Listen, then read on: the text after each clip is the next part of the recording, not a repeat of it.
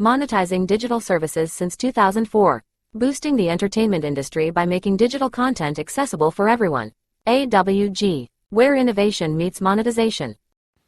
Welcome to the Human Capital Innovations Podcast. We're your source for personal, professional, and organizational growth and development, where we share original research, explore industry trends, and interview executives and thought leaders from across the globe. We hope you join us often for practitioner-oriented content around all things related to leadership, HR, talent management, organizational development, and change management. Maximize your personal and organizational potential with Human Capital Innovations Podcast.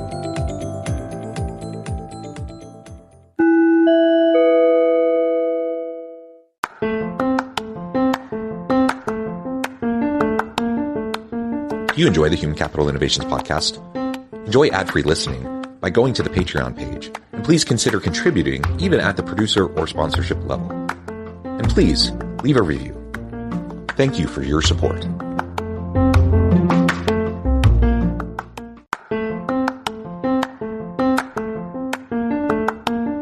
Welcome to the Human Capital Innovations Podcast. In this HCI Podcast episode, I talk with Kris Kluver about his book, The Fable, Life on Your Own Terms.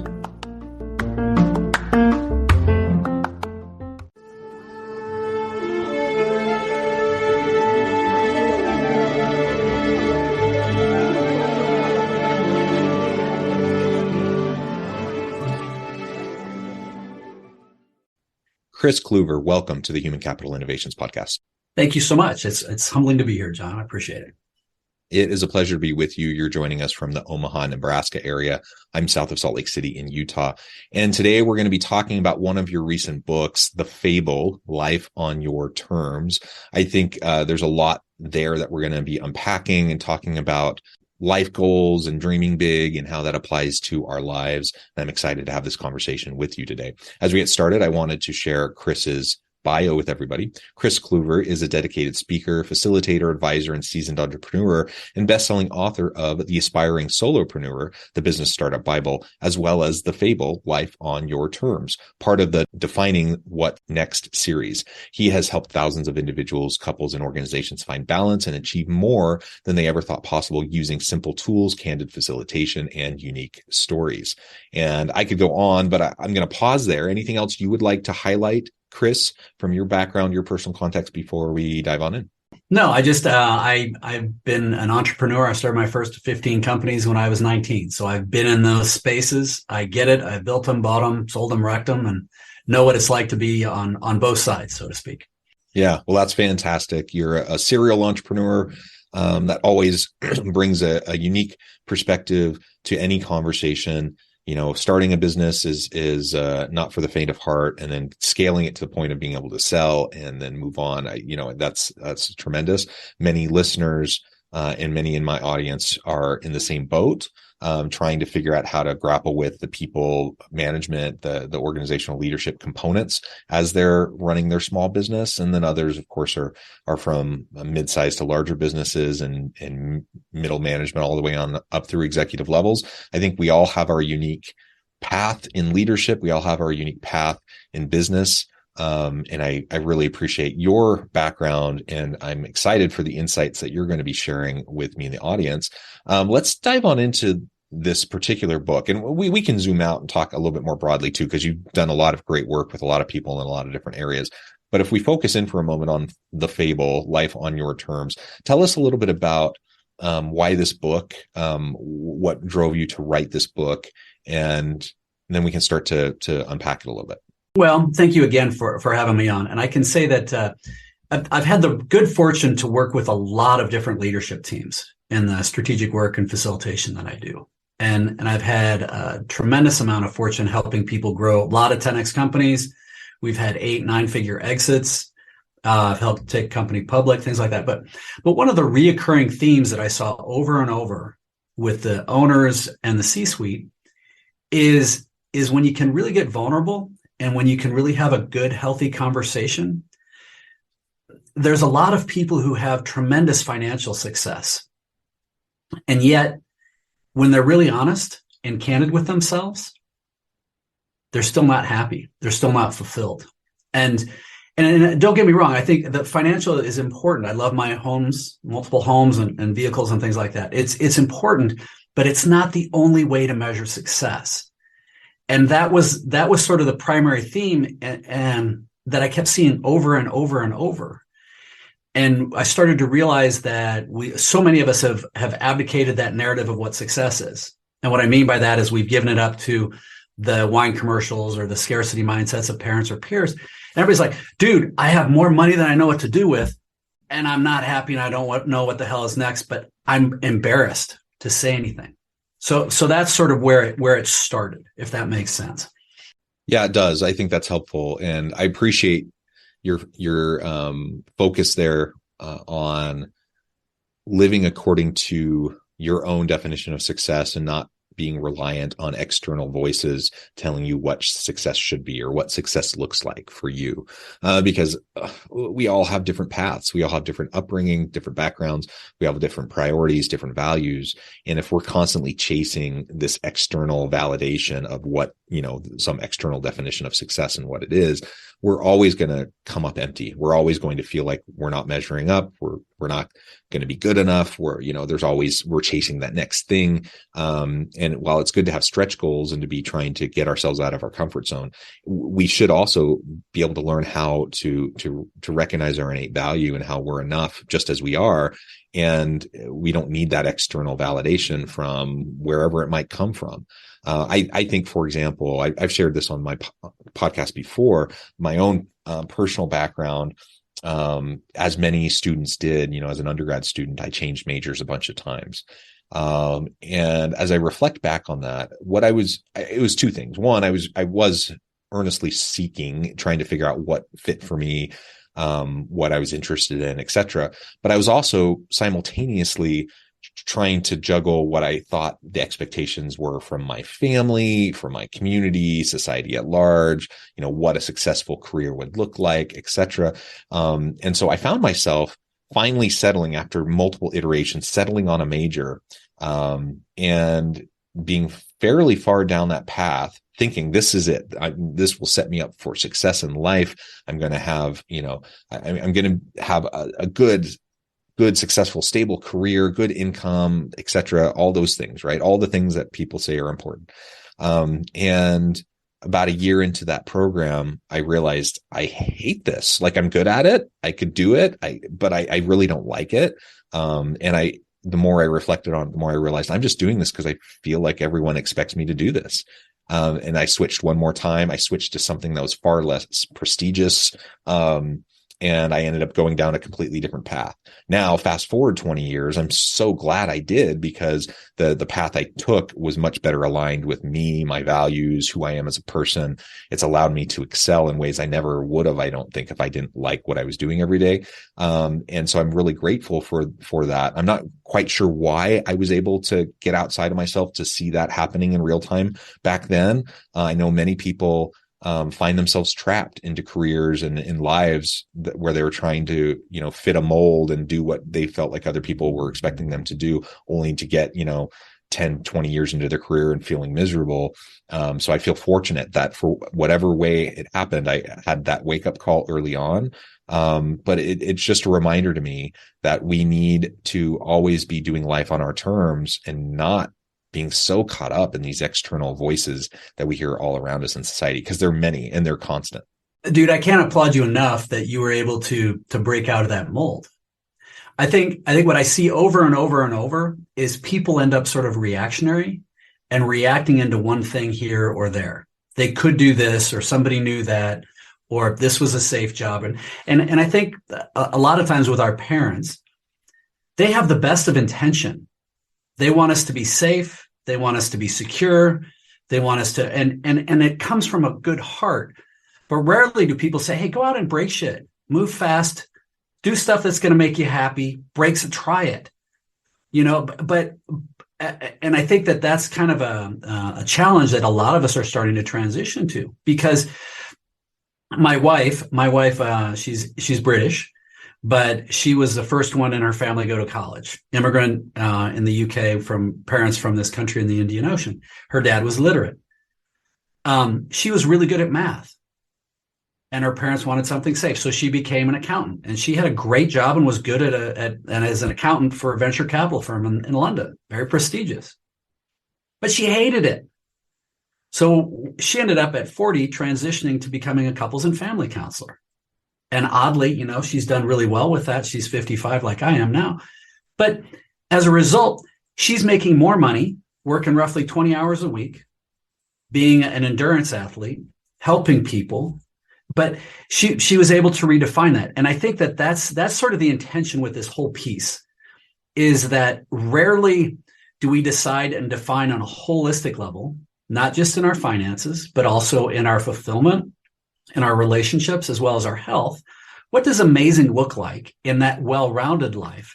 And then we define, based on that, where do we want to go? And once we can do that, it makes everything run a lot better. And that's sort of the general intention of the Life on Your Terms courses and programs and how we achieve that.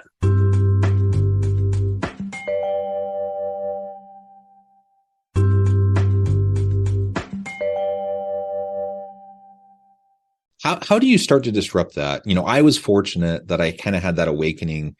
It required me to switch one more time and take some extra time in college before I finished. And so it delayed me a little bit, but I'm so glad that happened on the front end, right? Then if I was, at this point, I'm 43. If I was 43 and coming to the realization, man, I hate my career, that's a different thing. Cause I'm married, I have kids, I have mortgage, I have all these other obligations. And that's where people often start to feel trapped. So for anyone listening today, participating in this, either with the video or the audio, what could be those first steps in kind of stepping into the darkness and in that unknown as you start to realize maybe an adjustment's needed to start living your true authentic life and doing it on your terms, while recognizing the sometimes harsh realities of the world we're in, where we do have obligations. We're accountable to different people. We can't always just blow up our lives and start over. So how do we start the process? So there's a few different steps. The first, though, is always going to be creating some sort of awareness. We have to have a personal awareness of where we are and doing some assessment. And there's a tool, if any of your listeners want, because it's you, they go to my website. It's lifeon-yourterms.com. And there's a tool that it takes about 5 minutes to take it, and it'll give them an immediate holistic result of where they are. But creating that awareness is number one. And something else along the line of awareness, you mentioned the idea of people always kind of moving the goalposts, changing things. There's something called hedonic adaptation, or the hedonic treadmill. And in essence, it's the uptight psychological terms for saying moving the goalposts. But if you catch yourself saying, man, if I only had 100,000, I'd be in high cotton, it'd be great. And then, as soon as you get close to that, you're like, no, I need 150. Or, we have the private jet, but, we really want a bigger one. I've actually experienced this with clients. I think it's important then to realize that you've lost control of that narrative. So that's one of those things that can also help you with the awareness. Now, the second piece is that I am a firm believer that work-life balance doesn't really exist. I think our cell phones and devices have off buttons, but very few people are familiar with where they are. And if you're not willing to embrace that, then we're never really going to have balance. But what I do think is we can have a work-life integration. And just as anybody who's choosing to listen to you is a bona fide badass in achieving things and growing and getting to that certain level, if you can put the same intentionality on a holistic, balanced life, an integrated life, then you can start to step back and say, no. What would amazing look like for my entire life? Not just my bank account or my career, but for my relationships with my family, with my partner, with my friends, for my spiritual, my mental, my physical health, and start putting that intentionality. Because when I'm working with people, I get even if I'm working one-on-one with a heavy hitter CEO, public CEO, they'll be like, yeah, dude, but if I take my foot off the gas, man, everything's going to go to hell. And I don't believe that's true. I think that we have to give ourselves permission and embrace the idea that we're the primary asset of the organization. And as such, we have to invest in that asset. And to do that, I would make the argument that when you're a better partner or spouse, when you're a better parent, when you're a better friend, when your physical health is right on, your mental health and your spiritual health, you actually become a better leader, a better manager, and everything can expand. But if you only focus on the finance, you'll get a hit for a while, but it's going to come a cost at expenses in other areas, and you're not truly protecting the asset. Yeah. So that holistic approach to success is what I'm hearing you say. Let's not get tunnel vision on just like, say, financial success. Now, of course, everyone wants to be stable. People want to be able to take care of their needs, have a warm place to live, food to eat. They want to be able to take care of their children, etc. Right? So there's a baseline, that we need to put time and energy into to make sure that we're taking care of our needs. But to your point, once you get past that baseline and you get to the point even where you have some flexibility and you're not so stressed about money all the time, once you're past that point, just more isn't going to be enough. It's not going to fulfill you, and it's not going to, you're never going to feel like you've arrived. And so recognizing that that's just one piece of a holistic tapestry of all these different elements of your life that you also should be paying attention to, I think is a really important step. I can tell you for us, we've been practicing this, and we actually, we go through the exact process we teach in the courses. And then my wife and I get together for an annual retreat, and then we go away for quarterly events where we actually use a regular strategic planning cadence for what we do. But in the time we've been doing this, we've 10x'd our income. We live part-time in Nebraska, part-time in Colorado, both by choice, high country at 10,000 feet. We've, and we take 3 months off a year for adventure travel. We just got back from a month-long sabbatical in Nepal. And on that note, when we did the balance wheel, one of the areas that we felt a little deficient was for our own personal spirituality. We weren't feeling strong with that. So we set a goal in 22 of exploring different options and different things that we can expand on. And as a result, we booked a 6-day, 5-night adventure in a monastery of exiled Tibetans outside of Kathmandu. I'm not going to shave my head and join the monastery, but it expanded my thinking and got me to look at things a little differently. So it's putting that intentionality, and I can tell you that honestly, I've used a lot of what I learned from there in my practice. It helps me become a better, more vulnerable, open person.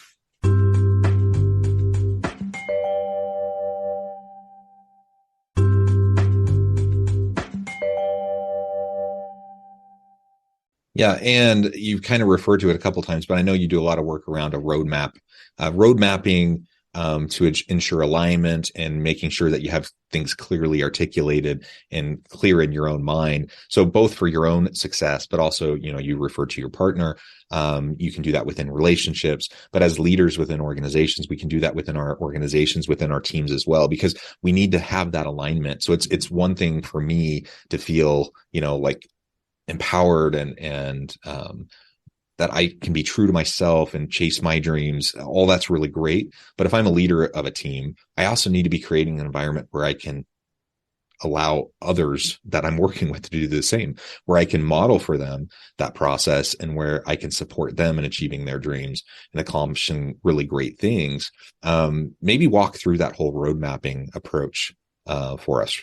Monetizing digital services since 2004. Boosting the entertainment industry by making digital content accessible for everyone. AWG, where innovation meets monetization. Well, so with the road mapping and the experience that we walk people through, we start with the balance wheel, and immediately we start to look for arbitrage. Where can we find little bits of pieces and that people can start getting a little bit of breathing room? How can we get some basic hits, so a little bit of victories just to start with? Then we use that same tool to help people visualize what amazing can look like. And we help people to start learning how to dream again. There's some tools we do and something we teach called the life-changing goal. It's kind of like Collins's BHAG, big, hairy, audacious goal. But for me, I shifted my thinking a few years ago about ROI, return on investment, to a return on impact. So, and my life-changing goal is to introduce 1 million people to a new way of thinking, impacting countless lives. That's my purpose. Am I clear on how I'm doing it? Not 100%, but it's getting clearer every day. but I know then that I'm having impact and I can drive, and that really gives me purpose. And then based on that purpose, well, it's actually going to be it'll be fairly lucrative. But that helps. So we go through, we create, and we go through a process to clear our values, our true north, who we really are in our heart, so that what we're doing is in alignment with who we are and where we want to go. We have that big vision. We have that BHAG, that life-changing goal. And then we go through and actually create goals. We create, I think I have mine with me. We create goals. We create quarterly objectives. We have a giant bucket list of adventures and things we want to do to make sure we don't lose them. And we have short-term things that need to get done and a long-term parking lot of things to hit. But this is this is mine. It's all worn up and tattered, but I keep it in my back pocket. And my wife and I we go out on a date night once a week and we try and read through it. It helps us stay on track. It creates that accountability and structure for that.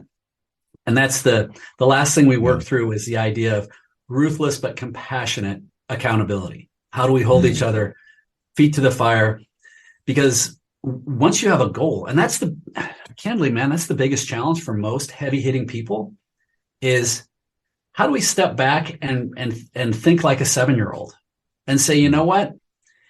If I couldn't fail at something, what would I dream I could do?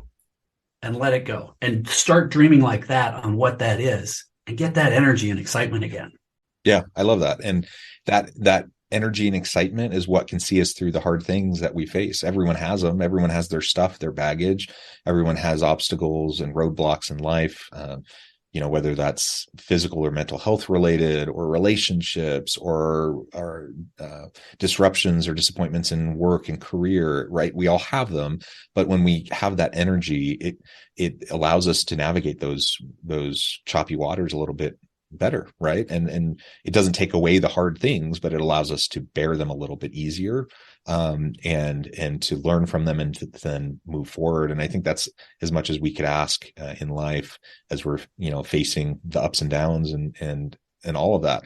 And as you were talking about with your wife and having that mutual accountability with your goals and this big vision and everything that you were wanting to achieve, again, applying that into the workplace, it's the same principle. As a leader, I should be coaching and mentoring and working with members of my team. I should be having performance conversations, help them to establish those big goals, and then help them towards achieving them, and then hold them accountable for achieving those goals. That's what good performance management's all about. There's plenty of examples of bad performance management. We don't need to go there right now, but from the context of what we're talking about, I think that's one of the things that we can focus on with our teams is helping them to think big, to get out of their own way, and then to work towards achieving those awesome things, which, by the way, are also going to help you look great as a leader. It's going to help your organization achieve and excel and accomplish really great things. So it's a win-win-win all the way around. Well, and I would take it even a step further, because it's the same tools. I've done strategic planning and facilitation with leadership teams forever. And basically, we're taking the same tools, but applying it to an integrated component of your life. I've actually worked with entire leadership teams and their spouses or partners and gone through this process.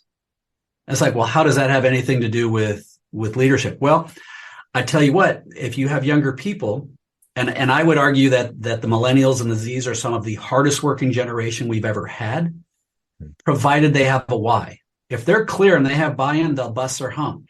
But if they don't, they'll bounce out almost immediately. But I remember working with one team, and there was a gentleman there, head of marketing, and he and his wife came up with, and they said they wanted to live in Tuscany for 3 months.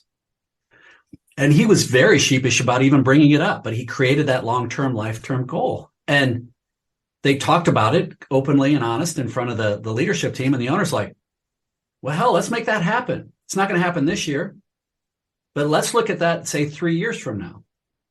But to make that happen, you're going to have your department running like a top. You're going to have to be able to have some virtual access. But what it did is it really integrated the spouse into understanding and being a champion for that husband. Because now he can say, well, I got to work 90 hours this week. And she's like, good, go. Do a good job. We're going to Tuscany in 3 years. But it also created champions among his whole leadership team of the spouses, but it unified the alignment. And then others could say, well, I want to learn how to do this. And it was universal that they suddenly are coming together to help each other in a fully, like I said, work-life integration. It's not just work and life, it's together. But they can start to R&D, rip off and duplicate those same concepts and do that for their teams. And suddenly it starts to really expand out, and the engagement that you get is that, to me, is what the new workplace is going to be in the world. It's going to be that kind of integration. And if you don't have that, people are going to bounce out almost immediately. Yeah. Well, I love that vision for the modern or future workplace. Hopefully we're there sooner than later. Hopefully if I'm in an organization today, that's what I'm going to try to create. That's the type of environment and the type of culture that I want to propagate within my team, within my organization. Kris, this has just been a fascinating conversation. I know we've only scratched the surface. There's so much more we could dig into, but I note the time and I need to let you go. So before we wrap things up for today, I just wanted to give you a chance to share with the audience how they can connect with you, find out more about your work, where they can find your books, and then give us the final word on the topic for today. All right. Wonderful. Thank you again very much, man. So people are welcome to go to, you can get my book on Amazon. It's Life on Your Terms, Discovering What's Next. It's a fable. And my name is Christopher with a K, Christopher Kluver on LinkedIn, KRISTOPHER, Kluver. You're welcome to connect with me there, as well as lifeon-yourterms.com. And I tell you what, because it's you and your group, they can, if they heard about you here, have them reach out. We've got a new cohort launching in February of 23 that is going to run through. It's an 8-week course, and I'll give them a discount. To put a pin in it, I like to say that sometimes extraordinary lives in the unreasonable. Be unreasonable. Anything is possible. And when you start thinking that way and you start openly communicating it, the whole world changes. But life is way too short to be miserable. How do you figure out to go out and thrive? I love it. Thanks, Kris. It's been a real pleasure. I encourage my audience to reach out, get connected, find out more about what Kris can do for you. And as always, I hope everyone can stay healthy and safe, that you can find meaning and purpose at work each and every day. And I hope you all have a great week. Do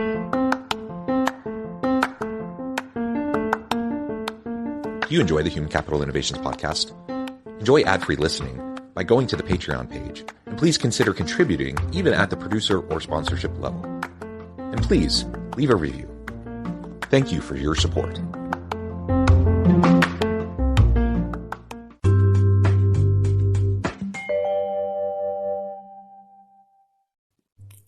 Thanks again for joining us for this episode of the Human Capital Innovations podcast. I hope you stay healthy and safe and that you have a great week.